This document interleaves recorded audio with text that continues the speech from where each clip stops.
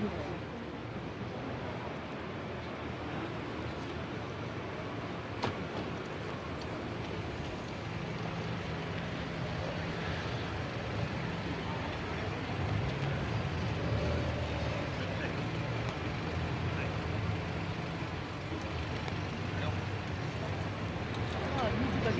якби дірочки, може питання.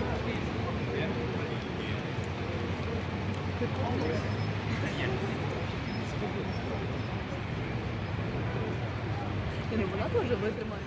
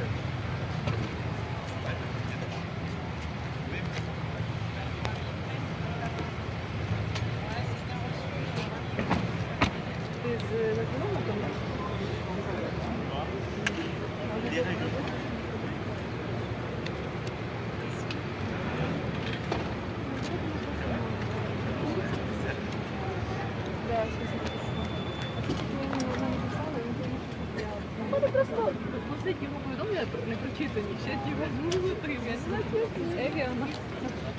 Ні, ну реально.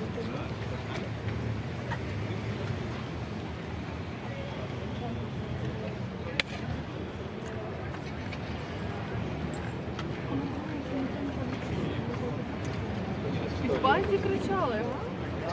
Просто ми там стояли і не дуже чути. Десь 17.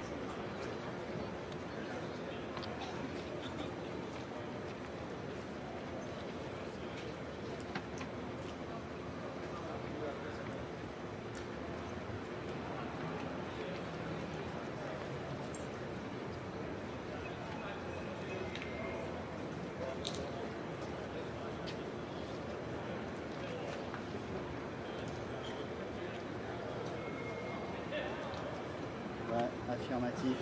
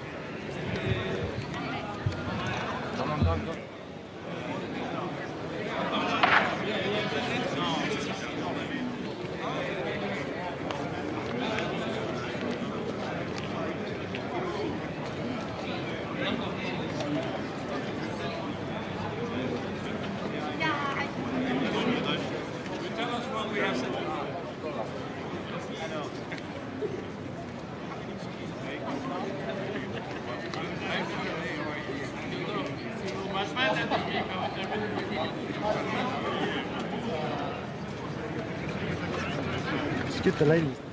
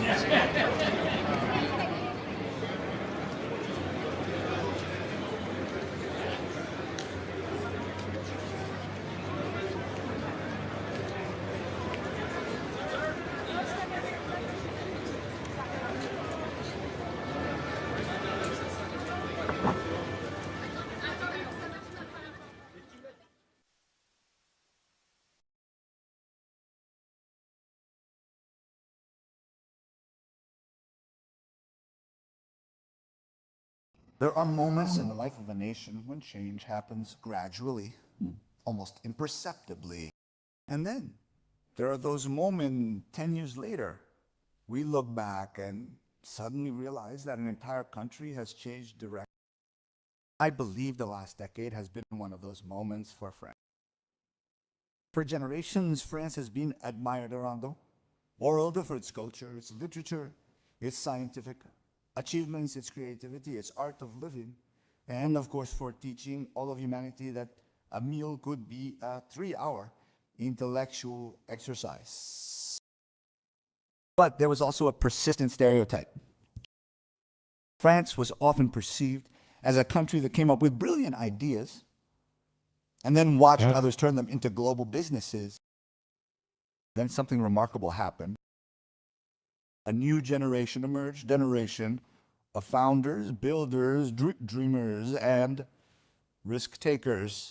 A generation that no longer believed that innovation belonged exclusively to Silicon Valley or anyone else. And among those who understood this transformation before many others was Emmanuel Macron, the President of the Republic. When he understood that in the 21st century, prosperity, influence, and even sovereignty would increasingly depend on innovation, entrepreneurship, and technology. It is often said that leadership consists of seeing what others do not yet see. This is called vision. Well, he had it. He wasn't the only one, but he got it. And this vision found one of its most visible and lasting expressions in an adventure called VivaTech. When VivaTech was launched in 2016, it was an ambitious idea. And he doubted that France could truly compete with the major global technology hubs that were already established. Emmanuel Macron believed in it. He was the minister of the economy, and he said, "Go for it. I support you." I still remember the enthusiasm generated by Emmanuel Macron's early support for VivaTech. In fact, I always considered him to be the boss. I always thought he set me goals, but he didn't go fast enough. He didn't go far enough. When are you going to beat the CIS? That's right. The boss, his message resonated particularly well because it embodied an ambition. The ambition to send a clear signal to the world. France was open to innovation, open to entrepreneurs, open to bold ideas. Victor Hugo wrote, "Nothing is more powerful than an idea whose time has come." In hindsight, you could say that VivaTech was precisely that. An idea whose time had come, but ideas don't succeed alone. They need champions. Emmanuel Macron was one of its champions. 10 years later, the results speak for themselves. VivaTech has become one of the largest and most influential tech gatherings in the world. And the influence is significant, if I may say so. Every year, Paris welcomes company founders, investors, researchers, engineers, scientists, CEOs of major companies, and heads of state. The biggest names in tech come here, as do the most promising startups. What started as a bold French initiative has become a benchmark, a global reference, and perhaps one of the most powerful symbols of France's tech renaissance. Over the past decade, France has seen the birth of world-class tech companies. Investments have reached unprecedented levels. French entrepreneurs have built global companies, and perhaps most importantly, a new entrepreneurial culture has emerged. Today, countless young graduates no longer dream solely of joining the administration, becoming civil servants, or large companies. Many dream of creating them. This change is perhaps the greatest success of all. When the term startup nation, for which he is responsible, entered the French debate, reactions were, let's say, mixed. But after thousands of startups created, billions invested, dozens of unicorns appearing, so many jobs created, and millions of lives transformed by innovation, reality has finally provided its own definition, added own definition. An ecosystem also needs role models, and in this respect, France has been particularly lucky. stammer. Over the last decade, we have witnessed the emergence of an extraordinary generation of entrepreneurs. Not only have they created their companies, but today they are investing in young founders. They support new generations, they finance new ideas, and they pass on their experience in many ways. They are the gardeners of innovation of the future. They are planting seeds whose fruits they may never reap themselves. Their contribution to the transformation of France has been immense, and we are now entering the era of artificial intelligence. It is a fundamental technology like electricity or the internet. It will transform healthcare, education, industry, communication, public services. Yes, we can hope for it, or we can daily lives. The opportunities are immense, extraordinary, and the stakes have never been higher. Here again, France has chosen ambition. And here again, Emmanuel Macron has constantly defended the idea that Europe should not be content to consume technologies invented elsewhere. Europe must invent, build, and be competitive. This is not an easy ambition. The emergence of French companies, by chance, like Amilab, the remarkable excellence of French mathematics and engineering, the quality of universities and research laboratories, as well as the growing attractiveness of France for international talent, demonstrate that this ambition is no longer a dream. It is becoming a reality. Of course, none this happened automatically. It took entrepreneurs willing to take risks, researchers willing to explore the unknown, investors willing to believe, and above all, political leadership willing to create the conditions necessary for innovation to flourish. This contribution is often the least visible. It is often one of the most important. Despite the global competition for our share of the future, France has not given up its identity. It has enriched. France remains a nation of culture, a nation of creativity, a nation of ideas, but it is now also a nation of entrepreneurs, innovators, engineers, and technological pioneers. Allow me, and forgive me, Mr. President, to quote Winston Churchill, who said, "The empires of the future are empires of the mind." The most valuable resources are found in laboratories, in universities, in startups, in research centers, in the imaginations of young people who decide to create something that has never existed before. That is why the choices made over the past decade matter so much. Today, as we celebrate a VivaTech 10th anniversary, we are celebrating much more than an event. We are celebrating a transformation of ambition, confidence, and mindset.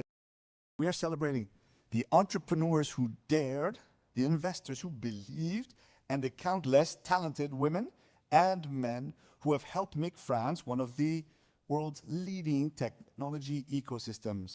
The story of French technology continues to be written. The next chapter belongs to a new generation of entrepreneurs, engineers, scientists, and dreamers. But when they look back on the origins of this extraordinary momentum, they will undoubtedly remember a period when France chose confidence over hesitation, ambition over caution, and innovation over inaction. They will remember the role played by a president, Emmanuel Macron, who believed well before it became obvious that France could once again become one of the world's great drivers of innovation. Because deep down, great startups are not always companies. Lots of times, they are nations that reinvent themselves.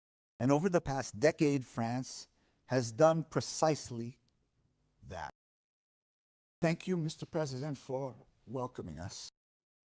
Thank you for everything you have done for France, for French tech, and for future generations who, thanks to you, will benefit from a more promising future. Thank you.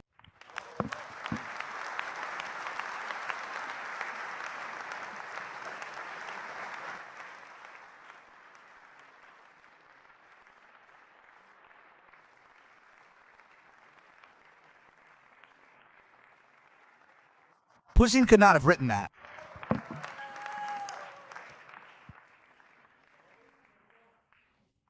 Must congratulate. Move the bollards there, everyone.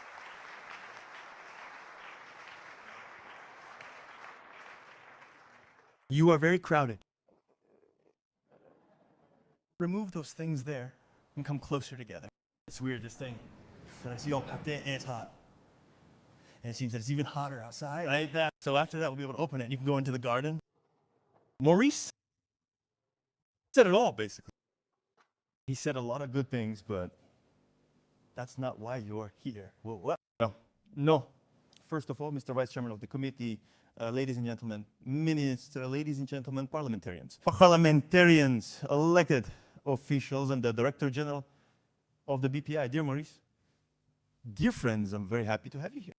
Since I couldn't spend the usual time at a VivaTech event this year, because first of all, it was more constrained with the G7, and on top of that, we had Prime Minister Morit and Prime Minister Salam here. I thought to myself, let's welcome you here. It's the best possible opportunity. And it's also celebrating your 10th anniversary. Maurice gave me far too much credit. I find that I actually feel like I belong to this collective generation. And what we have done it all together. We are doing it all together, each and every one of us in our place. And it is this human chain that makes it possible. And so I wanted to say a huge congratulations and a very big thank you and say a few words about the future. No more, I can assure you. First of all, I want to thank everyone who made this possible. Maurice, first and foremost, who was crazy enough to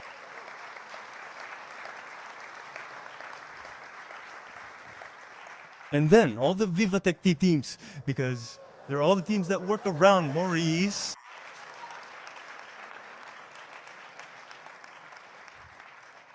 And it's true that I took them. It was the first time that the French government went to CES in Las Vegas. There were several of you. It was January 2015. Well, and you thought it was great. Then we did it on the spot. I came back and said, it's not possible that we don't have the equivalent here. You guys tell me you have to go to Barcelona when you want something a little less popular in Europe. He says, let's go. And in 10 years, you've done it. You've established VivaTech on the global scene. You've done it through your energy, your ability to invite people. I'll come back to that, but because there's an ecosystem that has exploded, that was there, that was just waiting for us to reveal it, to show it off. I also thank all the partners who have always believed. LVMH with its group, the Parisian Publicist, AWS, Arch La Poste, BN, Paribas. I haven't forgotten anyone, Maurice. It's a way of not having any trouble if I have forgotten one. So thank you very much. Every year, I greet you again yesterday, so normally I'm good. And in 10 years, have you really managed to establish this event? I think there were more than 180,000 last year. So how many this year?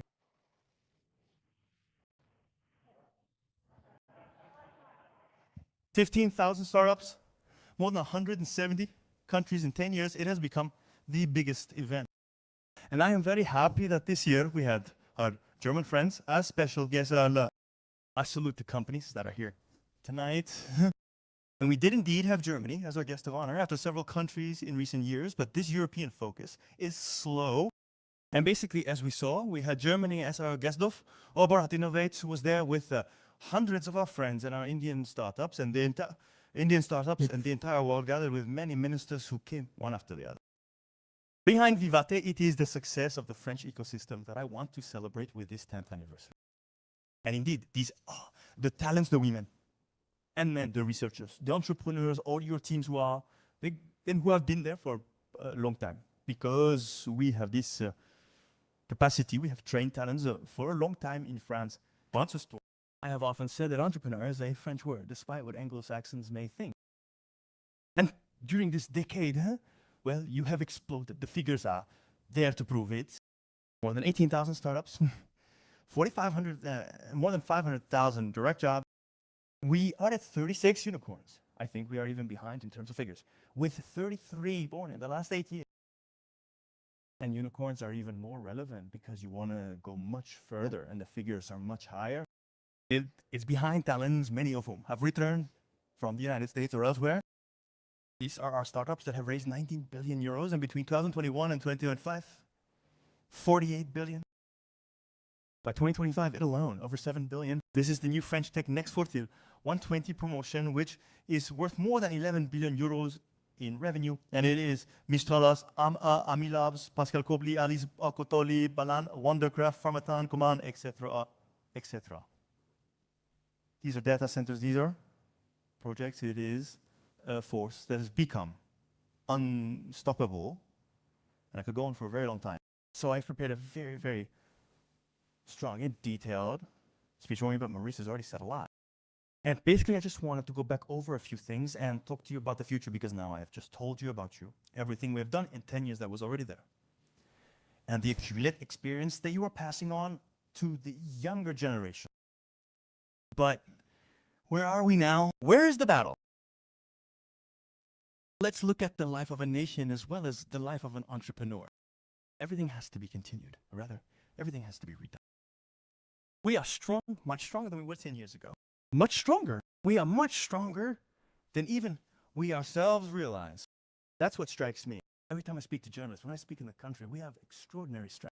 We are number one in startup. We are number one in artificial intelligence by far in Europe. We are creating jobs, talent, and investment.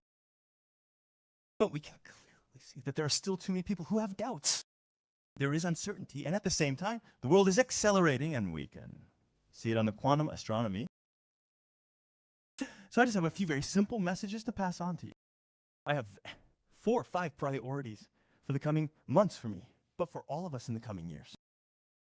First, do not give up on what we gained over these 10 years. Don't really give up on anything. That is to say, we have done all this because we have been able to build an ecosystem, a culture, and a macroeconomic framework that was relevant. That wasn't a given 10 years ago. We must not let it be unraveled in the budget debates of the coming months, nor in the debates during the next presidential elections. And that is our fight. It must be your fight too, because we must explain that none of this is possible without this framework. I hear everyone now coming to the rescue of the wonderful AUP up. It's as if it were for whom. But the same people say it's great for that. But 6 months ago, they said we should tax success. And they will come back and say we should tax those who succeed. We should tax the capital that is invested. It's very bad. We should do this or that. But had we not created that macroeconomic framework, we could not have done all this. That is the flat tax. That is simplifying labor rules. That is having a tax policy that put us back in the European competition, and at the same time, a culture of risk. That is celebrating those who succeed, not stigmatizing them, and at the same time helping and recognizing the experience gained by those who have just failed. If we return to a country ashamed of risk, pointing at those who succeed to demand everything at once, and stigmatizing those who lost to immediately cry out that everything is collapsing. We'll go back 10 steps. What makes us strong? What keeps you here? These 10 years of VivaTech, this decade of French tech, then revealed by France 2030, by ourselves, our funds, and so on, is because we have changed this culture. It is always fragile. We must not give up. And so keep fighting for it. I will be by your side, but we must not give up on this matter, because we must continue to move faster, stronger. The second thing is that we must all scale up together, and the right scale is the European scale. That is why I am very keen to have our animation